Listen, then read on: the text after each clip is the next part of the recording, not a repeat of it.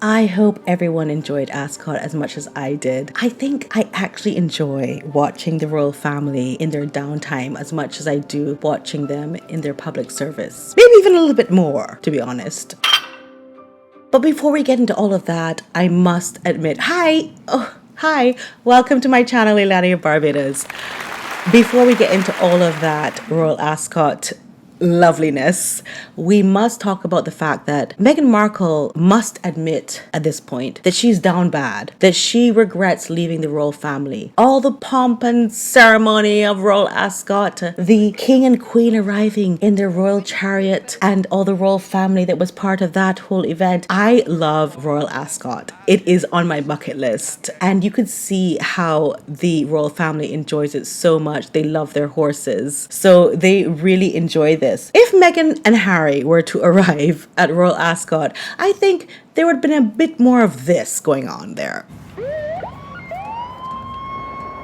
There is no grace when it comes to them, and I want to talk a lot about Harry in this video. I know I don't normally talk about Harry, but I think now is a good time as he's just done an interview and it was published on the Daily Mail, you know, whinging once again about how his mother died and he's so disenfranchised, and you know, so he's piggybacking on other people's suffering the whole time, and I think that's their mantra at this point. I think they just piggyback on, or horseback on other people's suffering. And as I walked down the road, I saw two cars drive past me, and I knew instantly. I was like, something's happened to Lee. And as I got to the door, I said, are you looking for me? And they said, are you Corporal Lee, Michael Scott's wife? And I said, yeah. Like, oh my God, the kids was my absolute first thought. How did you tell the kids? It's the worst. I think I sat later that night. I sat Kai down on his bed, and he was 5. Do you know what I mean? It's just like, how do you tell a 5-year-old this? Because I literally just, you know, shattered his world. He knew that life was never ever going to be the same. Sorry, I didn't think I'd do this. It sounds so corny, but I started to think, how many other children have had a parent who's died? There's nothing corny about that. I almost want to bring that military community back to the, like, you haven't lost it. People still care. We can't fix what's happened. We can't bring your parent back, but we can make sure you have the very best support, because that's what you guys deserve. Your parents served our country. What you've done is incredible. It is, I mean, truly inspirational. And I'm also really honoured and privileged to be a part of Sussexes now. I don't really understand how that works out for him, because he wasn't lost to his children during his service, but that's what they do. It's the same thing they did with the scholarship fund, where those kids came out like, hello, who's this? Hello, this is Tazine. Hi, Tazine. Hi, Tazine. Hi. Oh my God. I can't believe that I'm speaking with you both right now. Oh, it's Meghan. Hi, Meghan Markle. Oh, yeah, I just got a scholarship, but you didn't have anything to do with it, and now you're calling me. What do you want? I also felt a lot of emotions when I was watching Royal Ascot, because I realized that there are some people out there in this world who participate in Royal Ascot who also have lives that they did not choose. This is the life I was born into, in a way. Watching horses train every morning in Ballydoyle, and obviously subsequently here for the last 6 years. I don't think I'd have it any other way.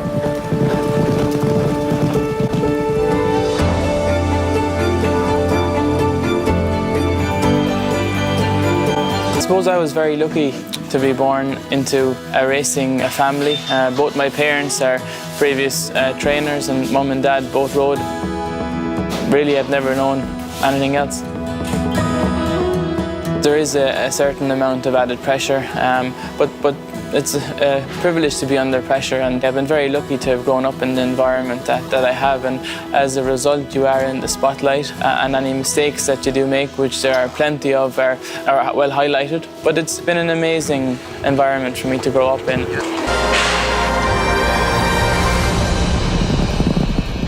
So I want to start off first with the jockeys, because they are the real athletes and heroes of Royal Ascot.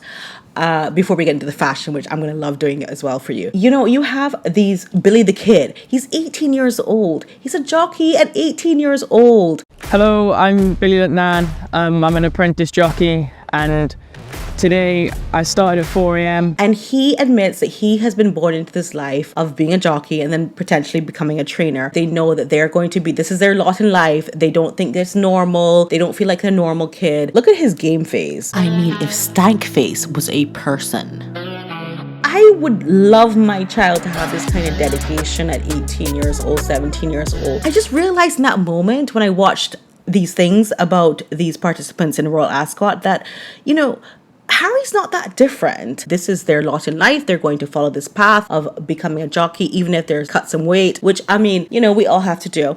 But they're going to have to cut some weight and they're going to have to pursue it until they learn what they have to learn. And then they become trainers and they're the best in the world and they're champions. And they don't know what it's like to be normal kids. And I just thought about it and I was like, you know, that's true for most people, you know. For Harry to complain about, oh, I didn't mean to be born in this life. I don't know why I was born in this life. A lot of people are born into lives. Some people are born into lives where education is paramount and they have to become doctors and lawyers. Some people are born into the arts and some people are born into athletics and things like that. So actually, why are you complaining about being born into a princehood? And this thing came out a couple weeks ago and I've been sitting on it for a while because I didn't know what to do with it, to be honest with you, because it was so egregious to me. The Foo Fighters drummer, who has now passed away through an overdose, sadly. Here you have Minnie Driver giving him a shout out RIP. We laughed a lot and everybody loved you. That's it. Sending all the love to your family. That's in March 2022 when he passed away. He went to perform. Harry met him and Foo Fighters drummer said, I'm really tired. And Harry slapped him in the face. Are you hanging with Prince Harry? What is that like? We have hung out with him before. Really? And what do you guys do? Taylor in the face one time. How hard was that smack in the face? Pissed me off, actually. What, you didn't bow to him or something? What happened? No, you didn't bow? We literally were doing something similar to this, but not similar to this. We were playing somewhere in England, and we had just flown over, and like literally had like 2 hours sleep, and we were doing a show in some ambassador's backyard or something. And he walked in, Harry, and like a bunch of his people around him, and he goes, how you doing? And I'm like, I can't wake up. So tired. I gotta play. I can't wake up. He just goes, man. What the? And I went, you mother. And it's like two guys are like right there. And he's like, you awake now or something like that? I'm like, yeah. Oh, by the way, if you know anything about music, drummers are the craziest people. Of all the band members, drummers will be the most unhinged, craziest people. So the Foo Fighters, sorry, there's a rainstorm going on outside, which is why I'm not riding my horse at the moment. But yeah, so the Foo Fighters drummer was like, I wish I could have socked him one, but he had his bodyguards with him. And this is so disgusting to me because when you really think about it, how many things has Harry been saved from just by being a royal family member? Stories that have been killed. Harry has been very protected. I just want to say a prediction really quickly. I think when I look at this footage of the Foo Fighters drummer and band members talking about what happened, I just think that Harry is on a path of destruction. I think without the royal family being able to protect him anymore, there's going to be a lot of craziness that's going to come out about him in the future. Meghan cannot help him. You know what's so crazy to me, right? I'm sort of going off script, but I'm going to talk with you for a moment. Meghan promised Harry a path of gold and he bought it. Unfortunately for him, he's now realized this girl does not know any celebrities. She can't get on any red carpets unless she pays her way into it and then makes a speech, and it's so embarrassing to me that I don't even want to be there. It's just not what it was all cracked up to be. And I think he is finding that, and I think that must be really hard for him, especially when he watches something like Royal Ascot, which is, I thought, really important because it shows how people work hard, how people have arrived, my darlings. I mean, we had people of color there. We had black ladies, we had Arab ladies and men. Of course, the Arabs have really good horses, okay?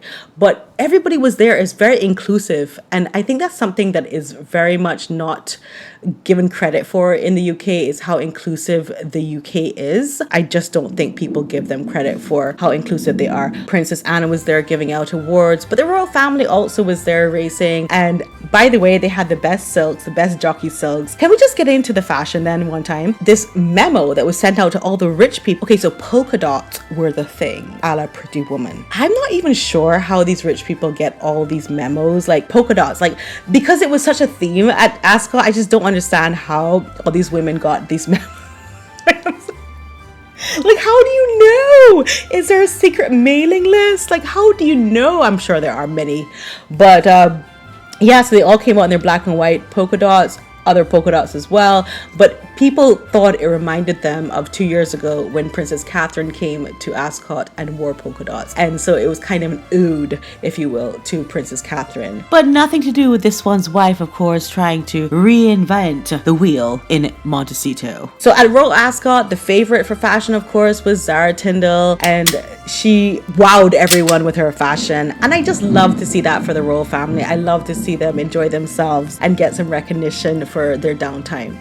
Here's a picture of Princess Anne. Can we just talk about how much Zara Tindall looks like her mom, Princess Anne, the Princess Royal? Oh my god. Put down in the comments if you agree with me. Princess Anne has had an incident. Okay, let's talk a little bit about that for a minute. Princess Anne leaves hospital to continue recovery at home after concussion in horse incident, in air quotes. The slimming down the royal family, I was never a fan of it from the very beginning, of course, because I'm very selfish, like most of us, and I want to see all of them enjoy themselves and be part of the culture and everything.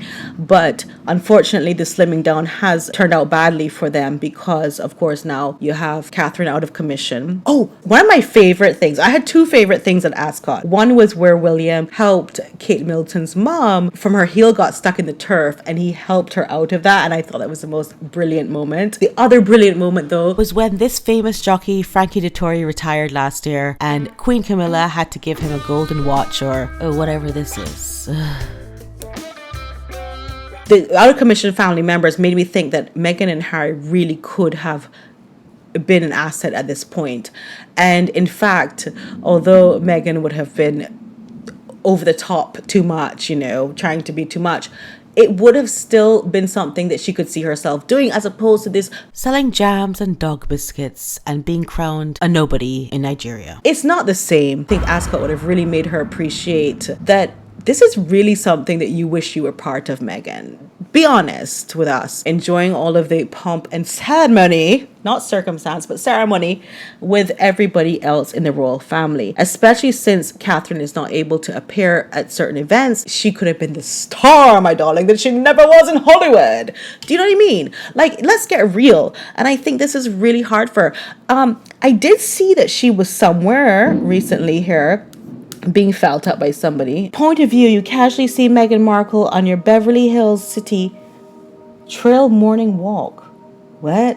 And there's somebody like rubbing up her arm. She looks insane. She looks like a chav. That's a chav outfit. What, somebody just rubbing and rubbing and rubbing? Like, what is like, she's such a weirdo, guys. She's such a weirdo. I think if she had stayed in the royal family and just gone ahead and like done what they wanted her to do, like the courses and the etiquette and so on, she would have been okay. But she is at this point such a freaking weirdo out there in California. It's time for them to just be quiet. It's time. It's time for them to be quiet and leave us to do our Royal Ascot and our coronations and our fabulosity. Okay? So anyway, thank you so much for watching me. Let's pray for the Princess Royal, Princess Anne. Let her get better and let this juju leave the royal family, this bad juju that Meghan Markle has put upon them. I love you so much, and you know that. Please subscribe, press the bell notifications, and for the algorithm, please like the video. I love you so much. Bye.